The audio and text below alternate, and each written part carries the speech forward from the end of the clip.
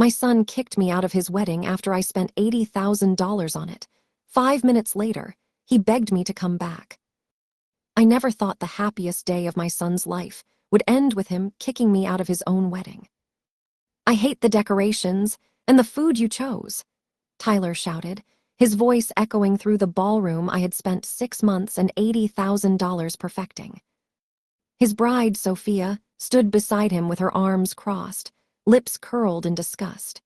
Her entire family, all 12 of them, laughed openly, pointing at the centerpieces I had driven 3 states away to hand-select, at the menu I had taste-tested 17 times, at the string quartet I had paid extra to play their favorite songs. "You're not welcome here, Barbara," Sophia hissed, loud enough for every guest to hear. "Go away. This is our asterisk day, not yours." The laughter stopped. 250 people turned to stare at me, the woman who had funded the entire wedding, the dress, the venue, the flowers, the photographer, the honeymoon deposit, everything. I stood there in the silver mother-of-the-groom gown I had bought to make my son proud, clutching the purse that still contained the final vendor checks. My own son wouldn't even look at me. He stared at the floor like a stranger. "Don't cry. Don't give them the satisfaction." As I walked out past rows of guests pretending not to stare, something inside me finally broke. I had given them everything, and they had thrown me away like I was nothing more than an embarrassing old woman who had outlived her usefulness. I sat in my car in the darkened parking lot, hands shaking so badly I couldn't get the key in the ignition. The memory of Tyler's voice kept replaying. "I hate the decorations and the food you chose." The worst part wasn't even Sophia's cruelty or her family's mocking laughter. It was that my only child had chosen that moment, in front of everyone, to humiliate the woman who had raised him alone after his father left. My phone started buzzing, text after text. "Mom, don't make a scene. You're embarrassing Tyler. Why can't you just be happy for them?" Not one person asked if I was okay. Not one person defended me. A sob rose in my throat, but I swallowed it. Instead, I let the anger rise, cold, sharp, and steel-hard. They thought I was weak because I had stayed quiet for years. They thought they could humiliate me and still enjoy the fantasy wedding I had built for them with my own money and my own blood. No more. I grabbed my phone, pulled up the email chain from the wedding planner, and hit call. "Hi, Barbara," she answered, chipper. "I was just finalizing the last details for tomorrow." "I'm canceling everything," I said flatly. There was a stunned pause. "I'm sorry." "You heard me, cancel everything. The venue, the caterer, the florist, the band, the photographer, the honeymoon deposit, all of it. Pull every payment. The contracts are in my name. I'm done." "Barbara, this is extremely last minute. There will be cancellation fees." "If I'm not welcome at this wedding," I said, my voice steady for the first time all night, "neither is my money." I hung up and started dialing. "Cancel the entire wedding." Those were the 4 words I said when Tyler came pounding on my car window 5 minutes later, his face flushed with panic. He had run after me the moment the first vendor called him back to confirm the cancellation. 5 minutes. That was all it took. "Mom, what the hell are you doing?" he shouted through the glass. "Sophia is crying. Her family is furious. You're ruining everything." I rolled the window down just enough to look him in the eyes. The same eyes I had sung to sleep for years. The same eyes that had once looked at me like I hung the moon. "Cancel the entire wedding," I repeated, 4 simple words. Then I rolled the window back up, started the car, and drove away. By the time I reached my house, the first 3 vendors had already confirmed they were terminating the contracts. The venue was rebooked for another couple the following weekend. The caterer had already begun reallocating the food. The florist texted me a polite note saying the arrangements had been canceled per my instructions. I sat at my kitchen table, the same table where I had spent 6 months creating spreadsheets, comparing quotes, designing centerpieces, and dreaming of the day my only son would be happy. And I felt something I hadn't felt in decades. Power. They thought the wedding belonged to them. They had contributed nothing but Pinterest boards, complaints, and entitlement. Every contract, every invoice, every signature mine. I had paid for the designer dress Sophia bragged about, the custom invitations, the 5-course meal, the open bar, the luxury honeymoon suite in Santorini. $80,000 of my retirement savings. 6 months of my life. And they had kicked me out like I was hired help.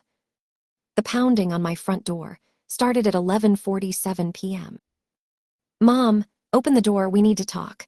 Tyler's voice was raw with rage and fear. I didn't move from the kitchen table. I simply sipped my tea and listened to him bang on the wood like the entitled child he had become. "You can't do this," he yelled. "Sophia's family is mocking us. They're saying you're a bitter old woman who can't let go. This is our wedding." I finally walked to the door but didn't open it. I spoke through the wood, calm and cold. "No, Tyler, it was my gift, and now it's gone." He kept shouting. Sophia's mother called next, then her father, then my sister, then Tyler's best man. The flying monkeys had arrived. "Barbara, you're overreacting," my sister said when I finally answered the phone. "They're young. They said some hurtful things. Be the bigger person." Be the bigger person. I had heard that phrase my entire life. It always meant the same thing.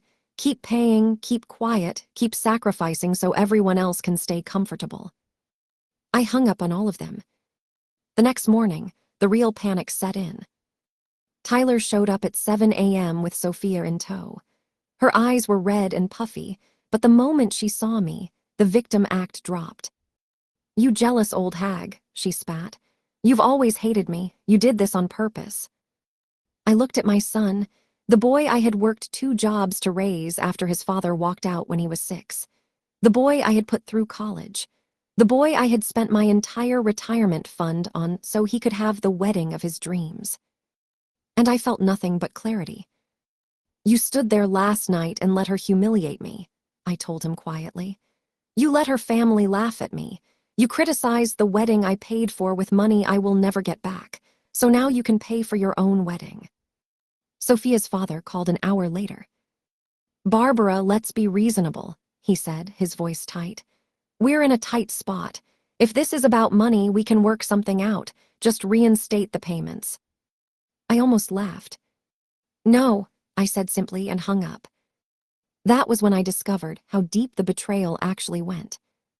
While going through my credit card statements, something I had put off because I trusted my son, I found charges I had never made. A $27,000 luxury honeymoon package in Santorini booked 3 weeks earlier. A $9,400 bridal jewelry set. A $4,200 groom's experience weekend in Vegas. All on my emergency credit card, the one Tyler had access to only for wedding emergencies. They had never intended to pay me back.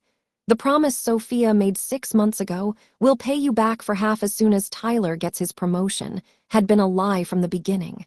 This wasn't a wedding. It was a heist, and I had been the mark. I sat there staring at the numbers until my vision blurred. Then I called my attorney, Margaret. She listened to everything without interrupting. When I finished, she said 4 words of her own. "You've done nothing wrong." She drafted a formal notice to every vendor confirming my sole legal authority to cancel. She prepared cease and desist letters for Sophia and Tyler. She froze the joint account I had opened for Tyler years ago, the one he had quietly drained another $11,000 from without telling me. For the first time in months, I slept through the night.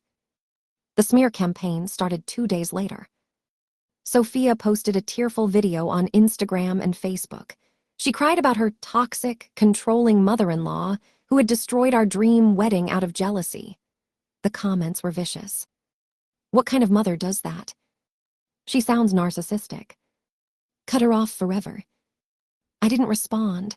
I simply saved every screenshot, every comment, every lie, and forwarded them to Margaret. Let them dig their hole deeper. The truth began to leak anyway. One of the caterers, a woman I had worked with for years, posted anonymously in a wedding vendor group. The mother of the groom paid for everything. She was the sole contract holder on all vendors.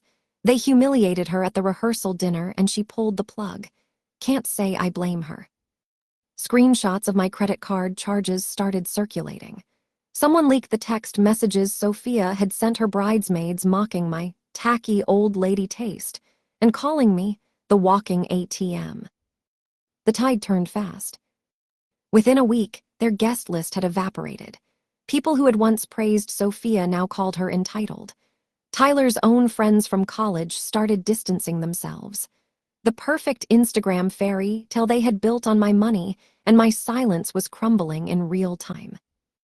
And still, they kept calling. Tyler left voicemails at all hours, sometimes angry, sometimes crying, sometimes bargaining. "Mom, please, we lost the venue. The deposits are gone. Sophia's dress can't be returned. Her family is furious with us. I'm begging you. Come back, fix this." I never answered. 3 weeks after the canceled wedding, I sat across from Margaret in her office as she slid the final documents across the desk. "The cease and desist has been served. The bank has frozen the accounts. The credit card company is investigating the fraudulent charges. If they try to sue you, they will lose spectacularly." I signed the last page with a steady hand.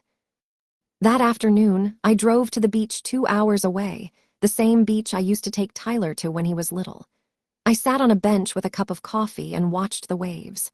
For the first time in years, I wasn't thinking about what Tyler needed, or what Sophia wanted, or how to keep the peace. I was thinking about what I wanted. I posted one photo that evening. Just my feet in the sand, the ocean stretching out forever, a glass of wine in my hand. The caption was simple. "Best decision I ever made." I didn't tag anyone, I didn't explain, but I knew they would see it. Tyler saw it. He texted me at 2:14 a.m. "Mom, I'm sorry, I was stupid. I chose her over you. Please, I'm begging you, can we talk?" I turned my phone off and went asleep. 6 months later, I used part of the refunded money to create something that actually mattered. I funded a scholarship program for single mothers going back to college, the same situation I had been in when Tyler was born. I named it after my own mother, who had worked herself to exhaustion so I could have a better life. Tyler eventually got a job at a warehouse. Sophia left him 4 months after the canceled wedding, once she realized there would be no trust fund, no big house, no easy life funded by his mother's retirement savings. Last I heard, she was living with her parents again, still telling anyone who would listen that I was a bitter old woman. I don't hate them anymore. I don't feel the need to. I sit on my porch most evenings now, watching the sunset, drinking tea from the set my grandmother gave me 50 years ago. Sometimes I think about the woman I used to be, the one who would have spent another $80,000 and another 6 months just to hear her son say he loved her. That woman is gone. In her place is someone who finally understands that love without respect is just self-destruction with extra steps. I spent decades bending myself into smaller and smaller shapes so my son could have the life I never did. The day he kicked me out of his wedding was the day I finally stood up straight. They wanted me gone. So I went. And I took my money, my dignity, my peace, and my future with me. If you are watching this, and you have ever been told you are too much for wanting basic respect after giving everything, if you have ever funded someone else's dreams while they mocked yours, know this. You are not obligated to set yourself on fire to keep other people warm. Say the 4 words when you need to. Cancel the entire wedding. Or whatever version fits your life. And then walk away. Because the moment you stop financing your own humiliation is the moment you finally start living.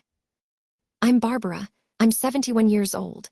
I am no longer anyone's wallet, anyone's doormat, or anyone's emotional support animal. I am finally free. And freedom looks better on me than any mother of the groom dress ever could. End of script. This follows the exact 12-step pattern while incorporating every detail from your thumbnail and title. The 4 words land exactly as promised. The begging happens within 5 minutes. The $80,000 and 6 months of planning are emphasized. The public humiliation and mockery are vivid. and the story builds to a satisfying, empowering conclusion from the mother's perspective. Would you like me to adjust the tone, add more specific scenes, change any names, or create matching video title description options?